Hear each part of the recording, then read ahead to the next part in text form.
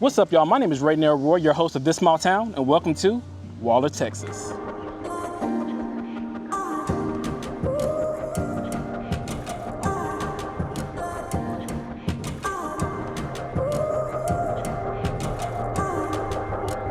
All right, guys, here we are in Waller, Texas. This is their main street, as you can see here. First observation of Main Street. Nothing pretty much main about it. But once again, this is a small town, so not really expecting to see a lot. But, you know, it has a little small town feel. So I can dig it. So Waller, Texas. Let's talk about it. In here.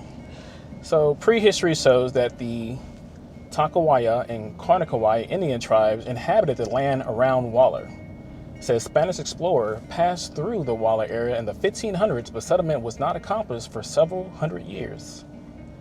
After Texas gained its independence from Mexico in 1836, Austin County was informed to include the land of both sides of the Brazos River. The county courthouse located in Belleville was too far away for many residents and almost impossible to reach when the Brazos River reached flood stage. Therefore, on May 1st, 1873, the Texas legislature acted to create the Waller County, which included the eastern half of Austin County, the part of Montgomery County, and a section of Harris County. All right. Now you might see some downed trees. Recently, the Waller, Cypress, and Houston area experienced an EF1 tornado, which is the first for this area. I know right now they actually have a curfew going on from 12 a.m. to 5 a.m.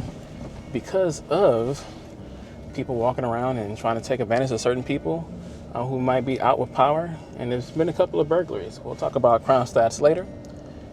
But yeah, man. So I believe this is their city hall, which looks really nice.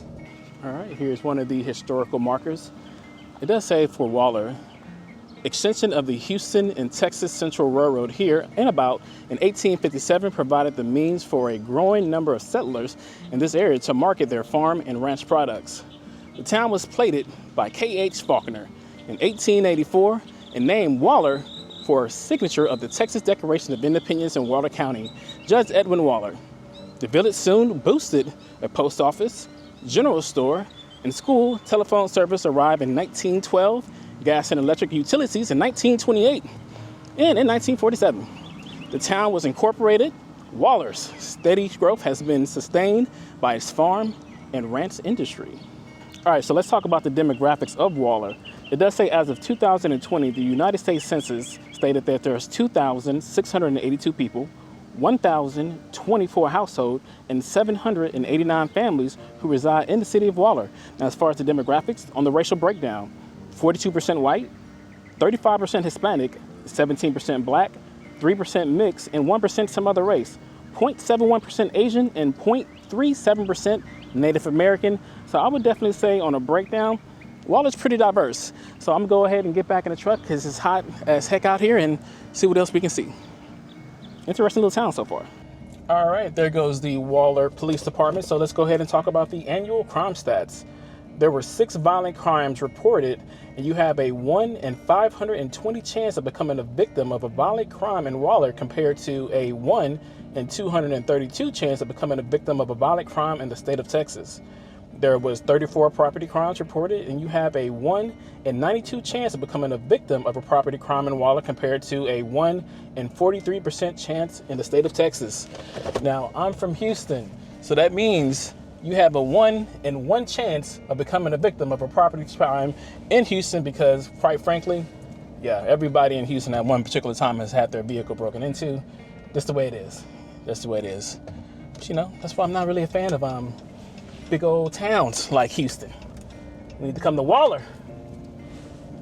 Crime is really low.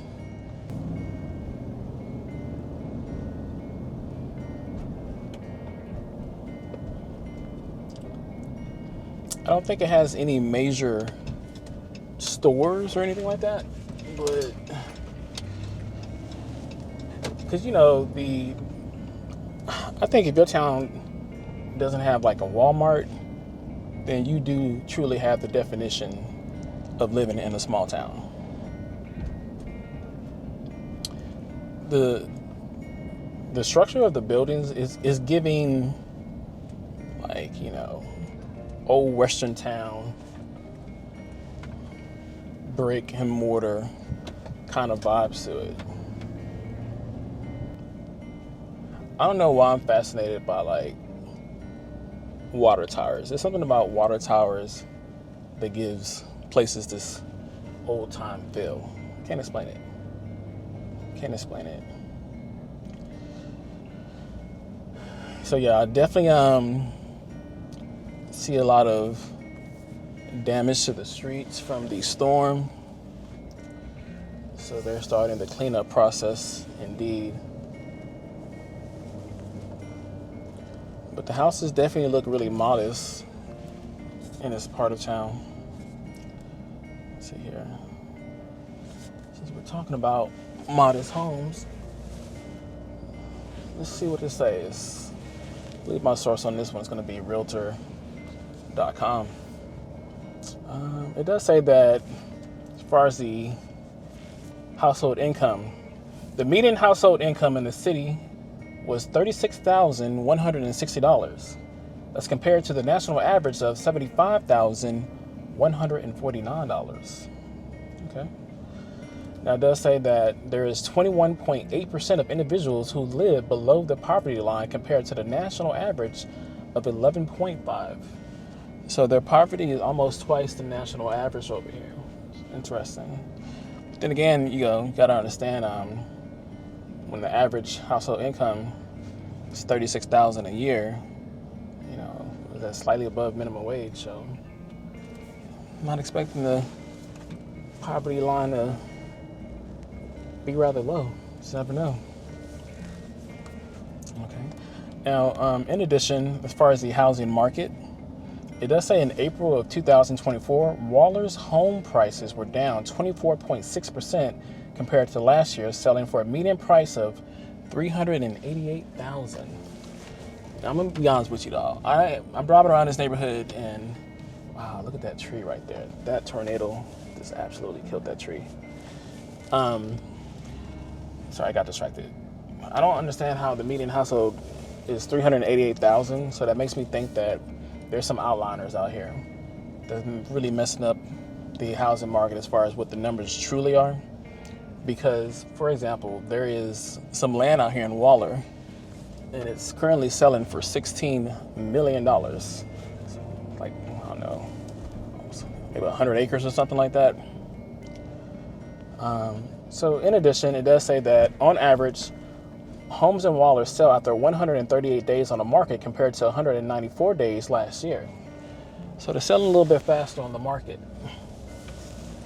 There were 6 homes sold in April this year, up from 1 last year.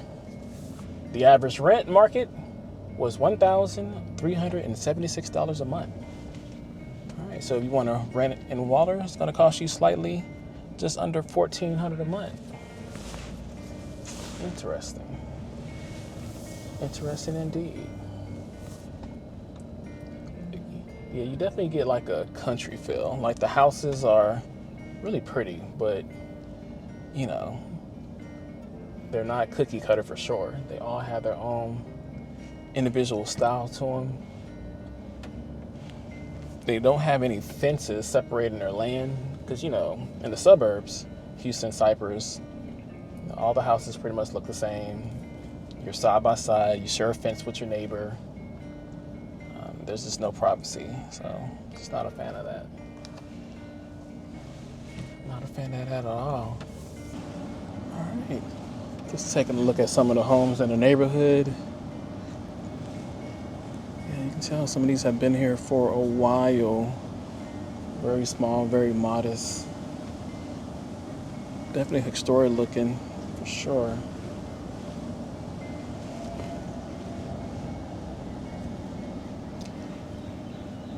This is what I want. It's a nice little yard with some land. No neighbors right against me. Person has gooses in their yard. That's interesting. Yeah, you never know. All right. We're gonna have to back up because these people are blocking the roadway. All right, so let's go ahead and reverse and Waller. Put it in reverse, Terry. Put it in reverse, Terry. All right. I'm not really sure what this is. To me, they look like some type of mills. I mean, normally when you see stuff like this, you think it's like a rice mill or something like that. I'm not really sure. It says Brock on it, so I'm gonna have to try to look that up later and do some research on it. Yeah, that's what it is. I am right. It says the WALLER rice dryer office scale. All right, cool. That's a lot of damn rice. Only thing I'm seeing over here is just a ton of carbs. Yep, it's a ton of carbs. I'm really curious to know, like, how do they refine rice to manufacture it? I'm not really sure. But I do know rice is delicious. If anything, rice might be the most, would y'all say rice is the world's most popular side dish? If you think about, like, in every culture, whether it's Asian, Black, white, Hispanic, Indian, everybody's culture eats rice. All right, I just wanted to take a quick look at that. Next up, I do want to take a look at some interesting looking townhomes that, like I said, the only word I can use is gentrified. Here we go. All right, so you can clearly see, like, these townhomes, or whatever this is new construction. Let's take a quick look through this. Here we go. All right, so this is, without a doubt, probably the newest property as far as residents of where you can stay at in Waller. These are some really nice looking townhomes. So yeah, this kind of explains the fluctuation between prices, right? If you look at the initial neighborhood that we drove through, those were no $388,000 houses. But I'm pretty sure these townhomes are actually increasing the market value of homes in this area, which is good and bad, because great for the people who can afford them, but bad for the people who can't, because I think it does affect taxes. Interesting. All right, once again, driving through the neighborhood, and as you can see, like, the homes aren't that extravagant, so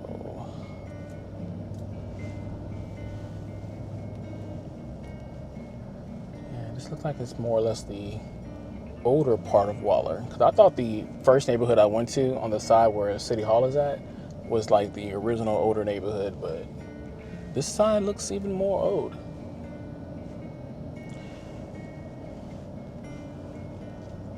Yeah, because, you know, in the suburbs, I'm used to seeing, you know, $500,000, $1 million homes. And to be honest with you, you know, regardless of these homes are quite honestly worth about, I don't know, 75 to 150,000. Doesn't necessarily mean that the people just aren't as happy.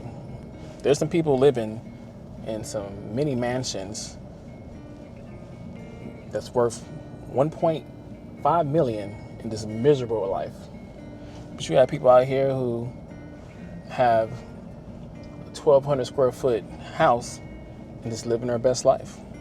That's what it's all about, y'all. Materialistic stuff, nah. Happiness is not about what you can buy, but what you can experience. All right, let's see what else we can see in this town. All right, y'all, so I think I found out why the rent is about $13.76. Like I said, there's outliners, right? So this is called the Hamilton Crossing. To my knowledge, this looks like the newest property for apartment complexes in this area. You see, it's pretty nice, right? What? Hamilton Crossing. Oh yeah, this is really nice. Yep, this is where the $13.76 month of rent is coming from. Just wanted to show y'all that real quick. Yeah. All right. Here is a appears to be a mobile home park. So most small towns will have mobile home parks. Take a quick look in here.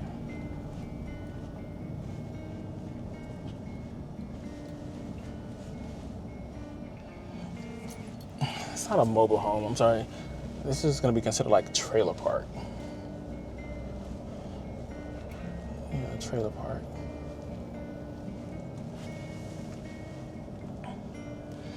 So I'm not sure what the value of these homes are, but like I say, this is such a weird mix in country towns. Really, like, when you go to cities, they have a lot of ordinance. So you got this huge apartment complex right across the street, $1,400 a month for a 1-bedroom. Right across the street, you have a trailer park as well. So just giving you like a different look at all the demographics within Waller. Because as far as value,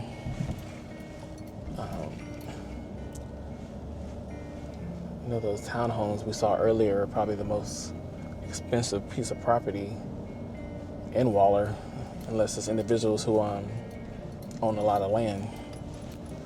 So it's interesting though. It's very interesting.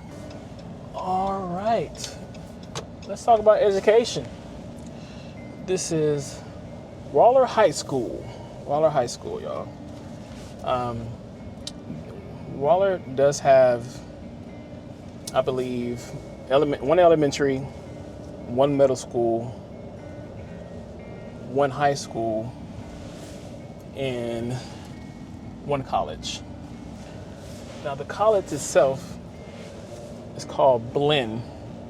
I believe it's Blinn Junior College. I know about that college because I remember back when I went to high school many years ago in 1999. Yes, I am that old.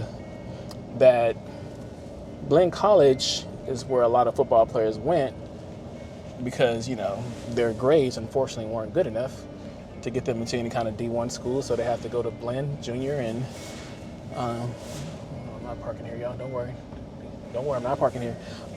So they have to go to Blinn College in order to get their grades up to hopefully go to a more well-known college. Now, as far as education in the city of Waller, 92% of residents are high school graduates, compared to the national average of 84%. 10% of residents are college graduates, compared to the national average of 53%. So when it comes to graduating high school, they're above the national average, but only 10% of residents actually graduate college. So I guess that kind of explains the correlation between the household income for being around 36,000, I believe I stated, because you don't have a lot of people where 90% of the city is not college educated, and there's a direct correlation between college education and income. So yeah, that's Waller High School, people. All right, let's go see what else we can find. All right, y'all, so I was searching for stores, where do people eat, and I think I found it. They have a CVS pharmacy right here. In addition, they have, I'm looking to the left, Shipley's Donuts. Boom, that's all you need is a Shipley's. Got a Jack in the Box. Nope, I'd rather eat roadkill before I eat Jack in the Box. Yep, nope, ain't doing that. Got a Sonic. Every small town has a Sonic. All right, cool. Okay. Oh, wait, hold on. I think I found what I was looking for. 1 second, y'all. All right, I think I found their grocery store. Oh, look. Every small town will always have a Family Dollar or Dollar General. One of them is going to be here. So they definitely have a Family Dollar. And it appears Arlen's, Arlans Market. So this is their drugstore. Yeah, I never heard of Arlen's. Only thing I know is H-E-B and Kroger's. Right? That's the only thing I know. So this is where they buy their groceries at. Interesting. Interesting indeed. Their baskets look a little weird, but whatever. Yeah. Got another business center. It's an interesting looking business center over here. And there's Dollar General. missed my turn a little bit. That's okay. Y'all can still see it, right? All right. Every small town will have a Dollar General. Okay, so definitely, that's pretty much it. No Walmart. I don't think they have a movie theater. So I'm not really sure what the people do out here for entertainment. But I do know that probably the most popular spot and tourist attraction for not just people outside of Waller, but probably for the residents here as far as where they like to go to. It's a Texas staple. We're headed there now. Last stop. Come on, let's go. All right, y'all. Welcome to the legendary Buc-ee's. That's right, y'all. Buc-ee's. This place is probably one of the most popular road stop attractions you can go to here in the great state of Texas, Buc-ee's. Now, Buc-ee's is probably one of the largest, if not the largest gas station about, as far as gas pumps, I don't know, they got like 50 of them. About 50 of them. This place has everything. Gas, food, sewing machines, refrigerators. You name it, Buc-ee's got it. Buc-ee's got it. Got some amazing food too. All right, y'all, so there you have it. That is Waller, Texas. Hope you enjoyed this episode of This Small Town. If you liked it, make sure you give it a thumbs up. If you want to follow me on my feature, Small Town Journeys, make sure you subscribe to my channel. Also, comment below, what other small towns do you want to see me check out? Let me know. Did I miss any information about Waller that's interesting that you might know of? Did you grow up here? Do you know any kind of history about it? Comment below as well. Once again, my name is Rainier Roy with This Small Town. It's been real, y'all. Until next time. Peace.